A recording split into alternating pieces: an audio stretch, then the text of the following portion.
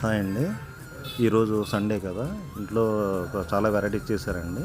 Tuna fish curry ఒకటండి, నాకు చాలా ఇష్టమైంది. అలాగే కందనకాయలండి కర్రీ అండి. దాంతోపాటుగా చికెన్ కర్రీ కూడా అండి. అంటే గ్రేవీ తక్కువతోటి చికెన్ కర్రీ చేశారండి. ఇలా చేసుకుంటే బాగుంటుందండి, టేస్టీగా ఉంటుంది. ఇంకా కందనకాయల కర్రీ అండి ఇది. చూడటానికి చాలా లుకింగ్ బాగుంది కదండి, టేస్ట్ కూడా బాగా కుదిరింది. అలాగే ఫైనల్గా దీన్ని మజ్జిగ సారుతో ఎండ్ చేసామండి. ఇది ఇన్ని ఐటమ్స్తో